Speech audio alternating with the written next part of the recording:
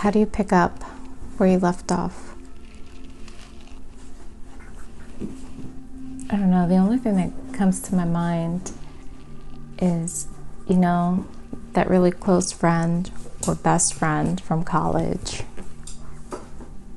that you don't see each other in years, but when you get together, you pick up where you left off, like nothing changed.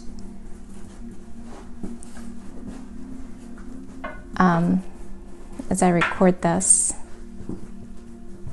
my dog is playing with his bone, so don't know if you can hear that. As I record this right now, as of yesterday, it was 30 days that I lost my mom.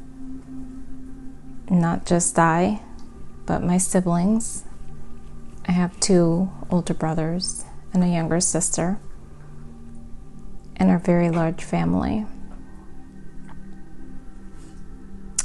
I've spoken about my mom on my social media pages for sure, and I recently started recording videos,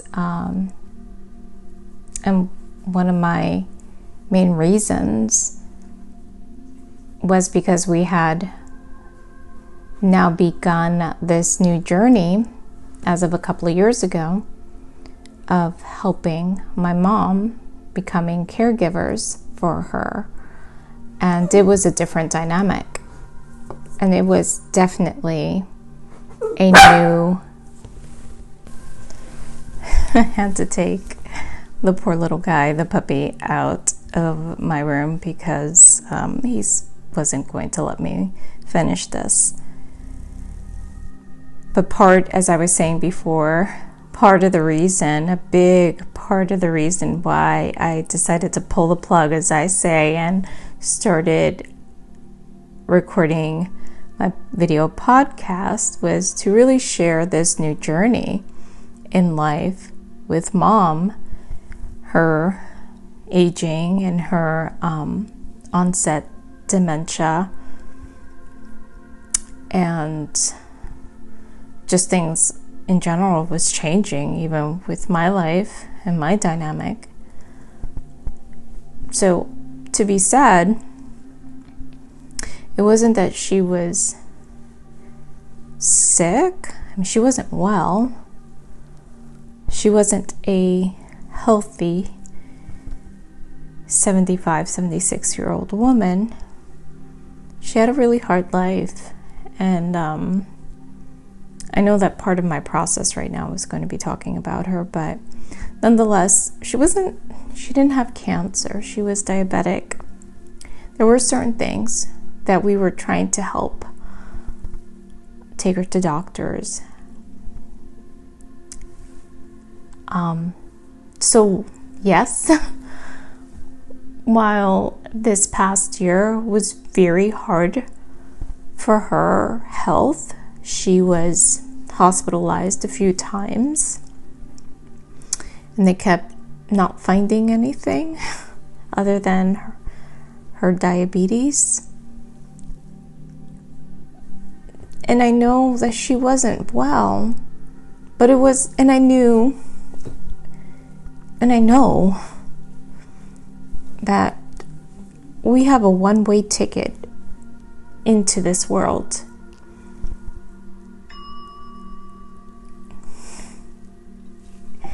It's time for bed. It's now time for bed.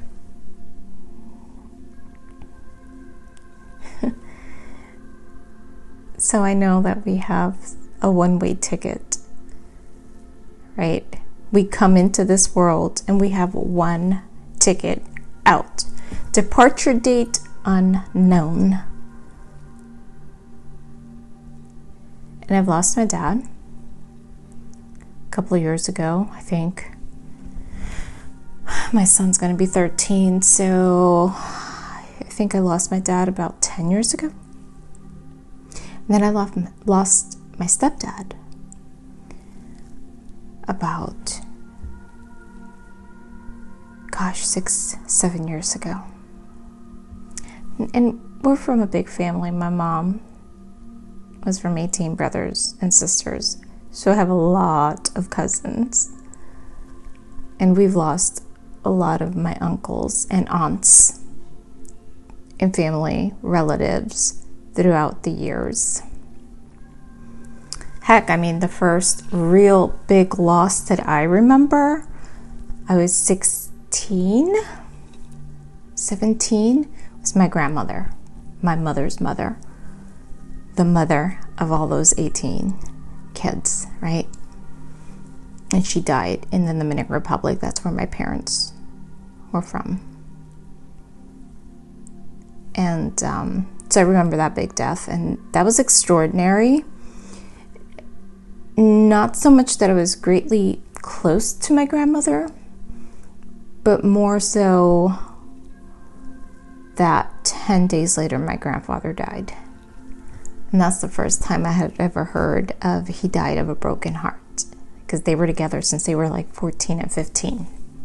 So, and they shared 18 kids together, right? So that was pretty significant. So all that to say, I've known loss. I understand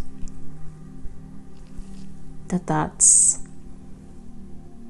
inevitably the end goal, if you will. But even though I knew my mom was ill and we were trying our best to take her to doctors and figure out how we could make her comfortable, and she was very adamant of staying in her space. She was very adamant about not wanting to come here. Out of all my siblings, I'm the one that would try the most to get her out of the house. I guess, if you will, got along with her the most.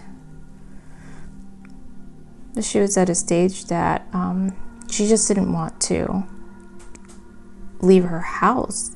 And I remember back in August, she just told me in a very sincere voice, and I'll talk more about this and when I can and I'm able to. But I remember she said in a very sincere voice, and I'll say it in Spanish and then I'll say it in English, "Ay, Clary, ya déjame tranquila." Basically, you know, they called me Clary in my family. Just let me be. And so I didn't push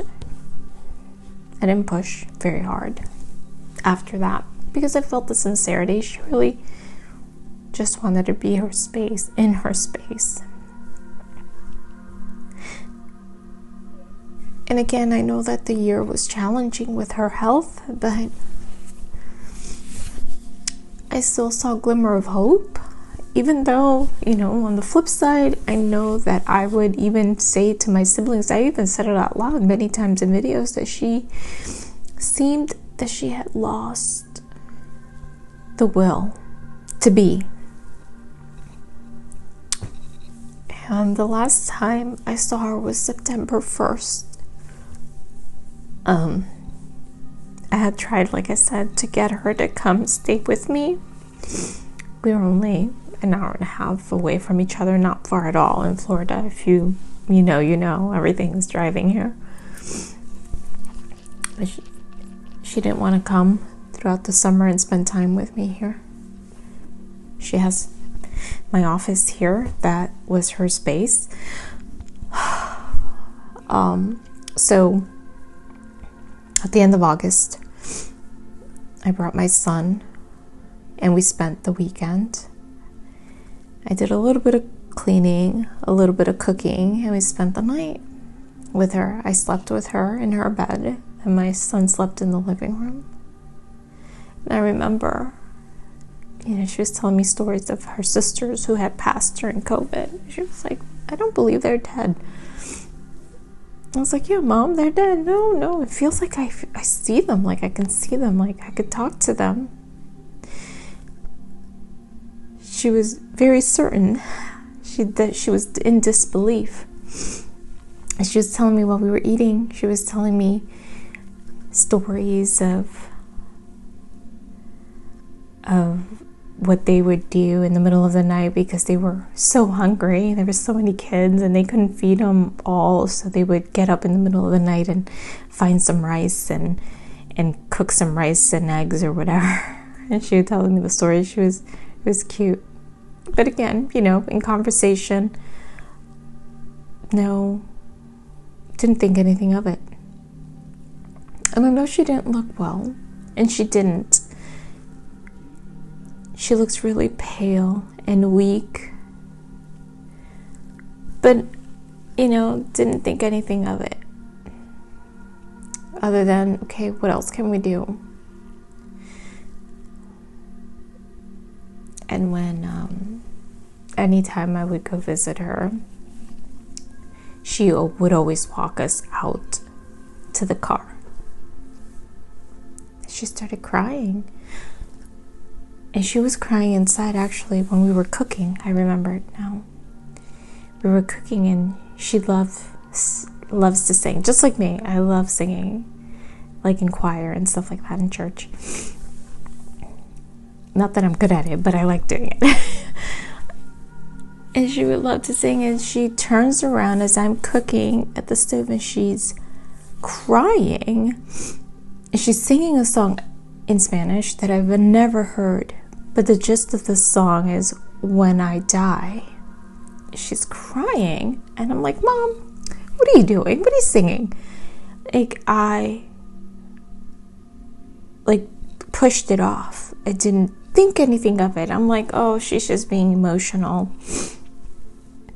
And fast forward, when she walked us out on the 1st, she hugged my son. She started crying again. And I'm like, Mom, why are you crying so much? What's going on? And she just had this sad look on her face as she hugged me and hugged my son. And I took a picture. That was the last time I saw her. Because every other weekend I was like, Mom, I'm gonna go get you. And she would say no. The Monday before she passed, I called her. I said, Mom, it was Sunday. I said, Mom, I'm gonna go get you. I'm gonna do your hair, and you're gonna be on my podcast, and we're gonna talk about your story, your life. Her and I would joke around many years ago, and still we would bring it up occasionally, that I was gonna write a book about her. I was like, okay, it's a novela. What are we gonna call this novela? And I told her that, and she goes, like, Glady, I don't remember. And then she calls me. She was like, okay, yeah, I'll go. And I was like, I'll take you to St. Augustine. We'll go around. She was like, yeah, I'll go. So Monday she calls me. She goes, you know what? I can't go. I don't feel like going. So I should have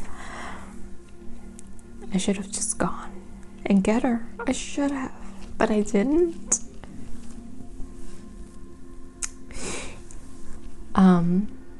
And she passed away Saturday, the 21st of September. And yesterday was 30 days that she's been gone, and it's different, with all the people in my life that has left us. I don't know if I can pick up where I left off. And yeah, I'm an advocate for mental well-being and counseling. I'm a health and wellness counselor myself, so I have some appointments, but as you can imagine, they're all booked far in advance, so my appointment's not until November. And I've taken some online help via my health insurance. You know, there's a lot of resources available. Coincidentally or ironically, whatever the word may be, I had started going back to church prior to my mom's passing because I was looking for more. And in me going and trying to get some masses in her name done, and I don't know if I'll get into that right now, things that I'm doing to grieve and rituals, but I'm finding resources, and one thing I haven't been able to do yet is journal. This here, I have videos that I've made and I've edited prior to my mom's passing, and I just haven't been able to post because I was in a different space. I was different then. 30 days ago, I was so different. It's different now. And I don't know if anybody really understands that. I don't know. I don't know if it's just me, but I don't feel the same. I don't feel the things that brought me joy bring me joy. I just started working out again. I think it was like 3 days ago. And I've started slow because yes, that brings me joy, but that's just part of my being, and I know that I need to do that, so I pulled the plug. And what I was going to say is I haven't been able to journal. This is the first step, me talking out loud. There's not a whole lot of people, other than my siblings. And there's some friends that I've spoken to in the passing that have lost somebody and they understand. But every loss is different, and mourning and grieving is different to everyone. And my partner, he doesn't understand this. He supports me the best to his ability, but this is not his realm. So I kind of feel alone. And I know I'm not, but I do. So journaling right now, I really wanted to. I carried it around from room to room with the intent of doing it, but I don't know. There's something about written words. It's permanent. And I know this is. And then I'll end it on even a higher note. On my mother's 30th day of passing yesterday, which was also my niece's birthday, October 21st, I get laid off. And I knew something was going on with work. I don't know if it was just me because I had taken time off for my mom. Things just felt kind of weird, and I got the message to meet, and I don't know, I felt it. It's funny because right before jumping on the Teams meeting, I went on LinkedIn and clicked on jobs. Like, I don't know why, but obviously intuitively I knew what was happening. And yeah, so never a dull moment. But if you have any kind and supportive tips on what you might have done to get through this. And I hate that word, get through it, because you don't get through this. I won't get through this. This is not a getting through. This is, how do I pick up from here? Not how do I pick up where I left off. No. It's how do I pick up the pieces from here. Well, that's what I'm going to be working on through this new journey, new chapter.